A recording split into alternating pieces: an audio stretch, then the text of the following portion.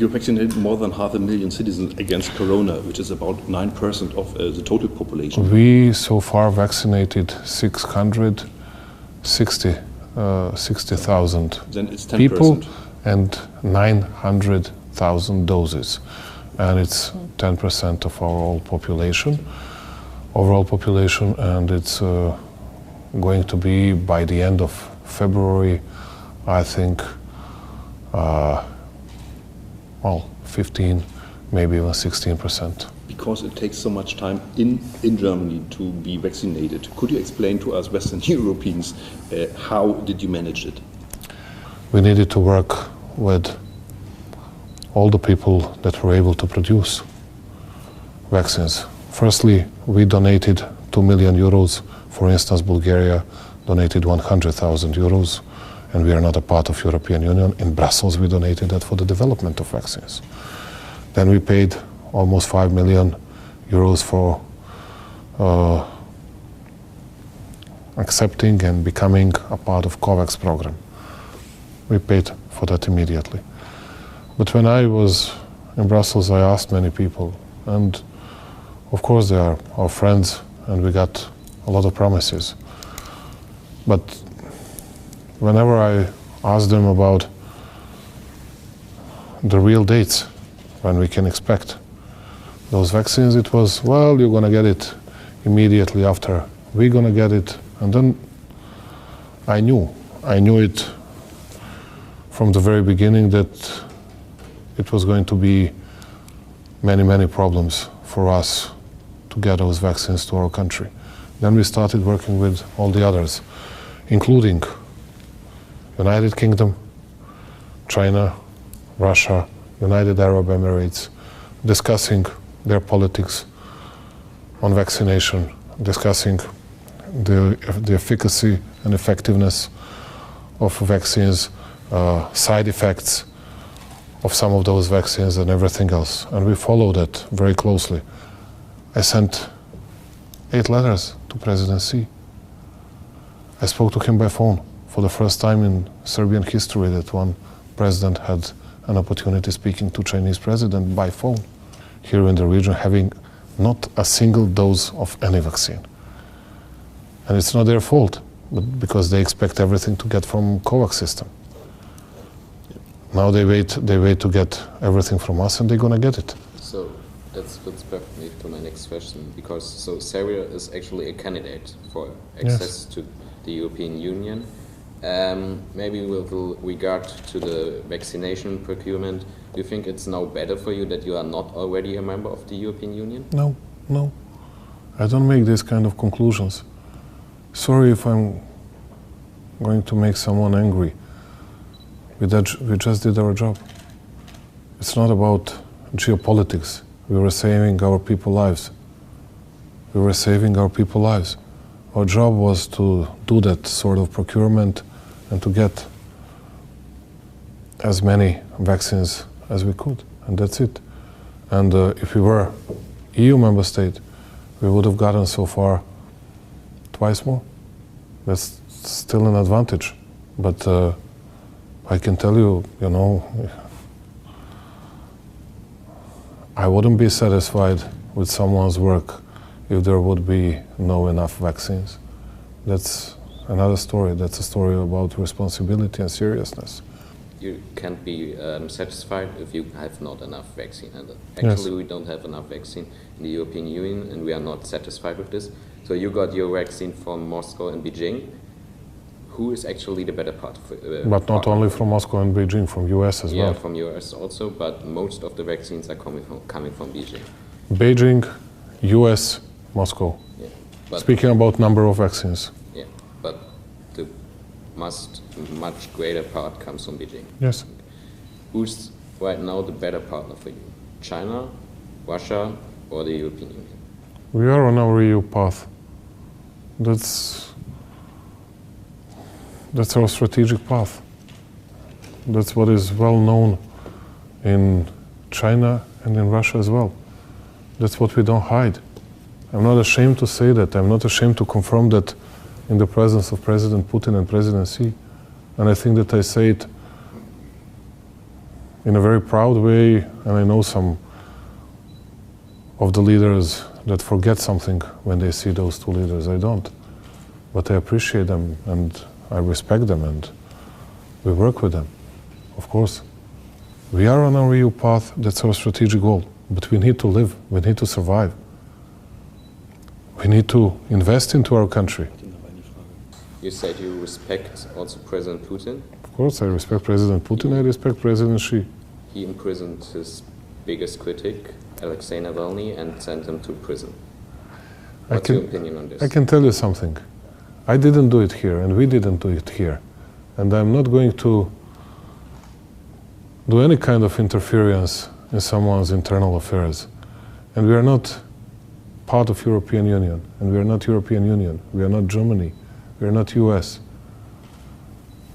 And our job is to take care of ourselves. We are still a poor country.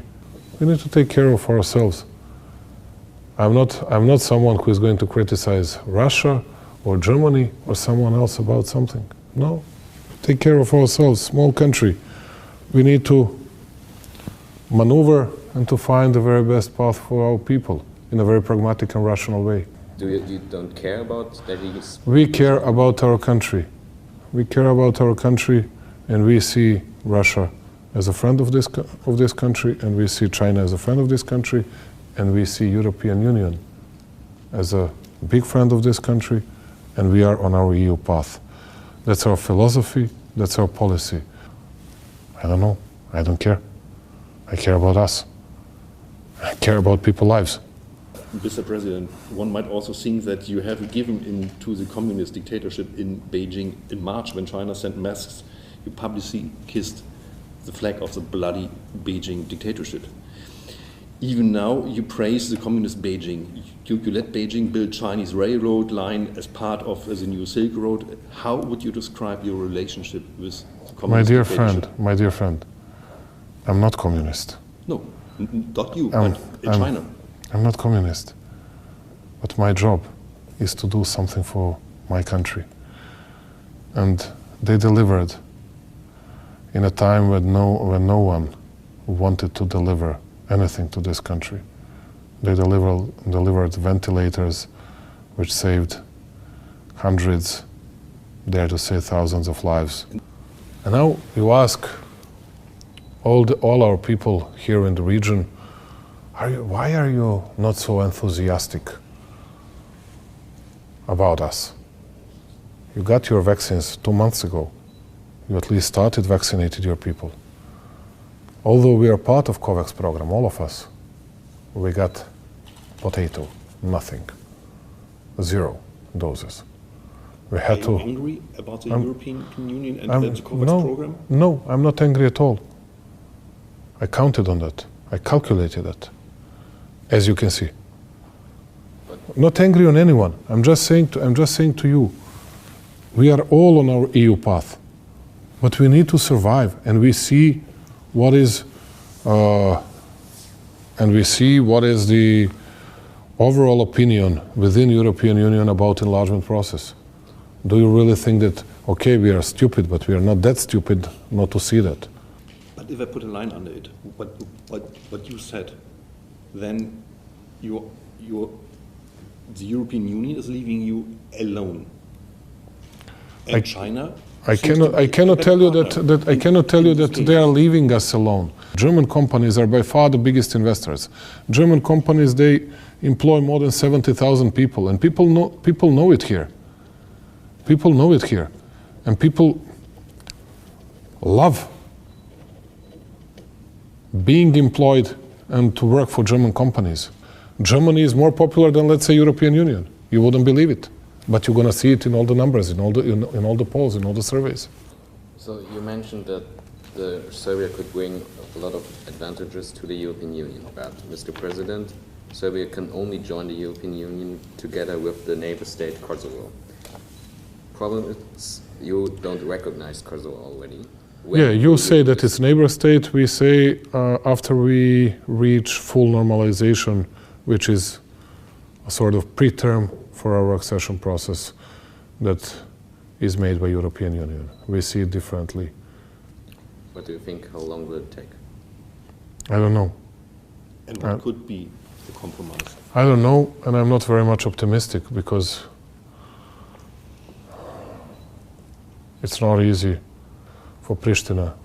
Actually, they don't want to discuss anything because they think that Germany and US will force Serbia to deliver formal recognition to them,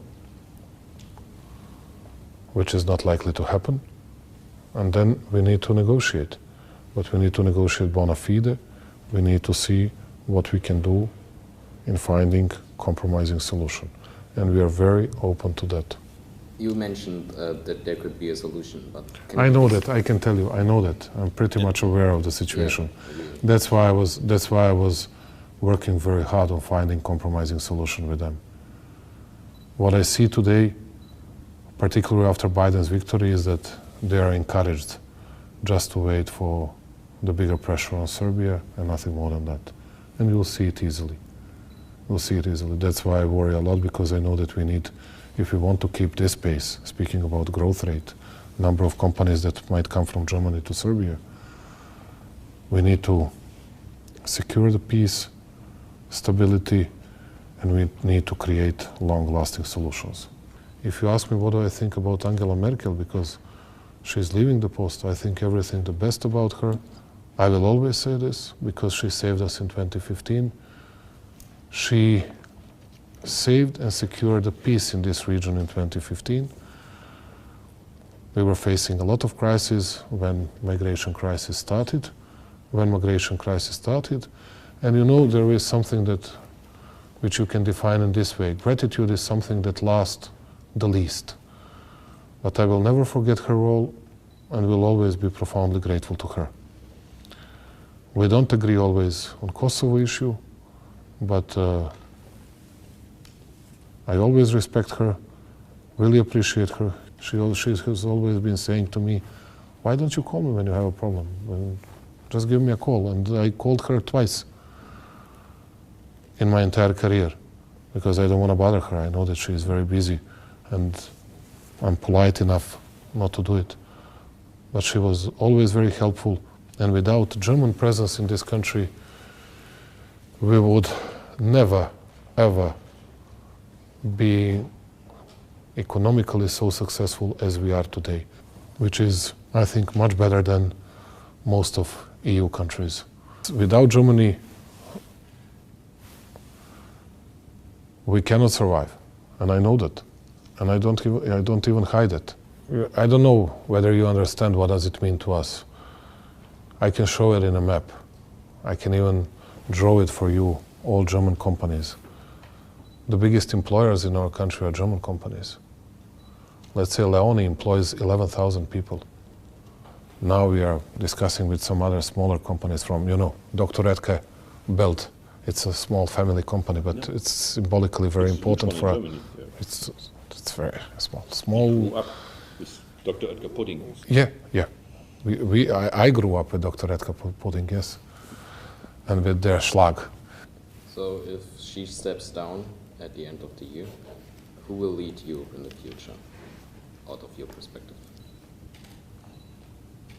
Germany and France, if you ask me about countries. No, I'm asking about persons. I don't know whether it's going to be Armin Laschet or Markus Söder. Who would you prefer? I know Armin Laschet. I met him in Düsseldorf. Your impression? He's a very decent, very polite, very regular man. And you know Markus Söder?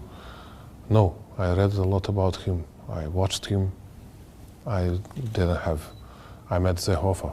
I met many people from CSU. If you ask me, and I hope that Mr. Laschet and Mr. Zoda will not be offended, I would always have Angela Merkel. She's not an easy person, but I like her very much. Mehr Nachrichten und Breaking News nur bei BILD. Schau dir hier das nächste Video an und vergiss nicht zu abonnieren.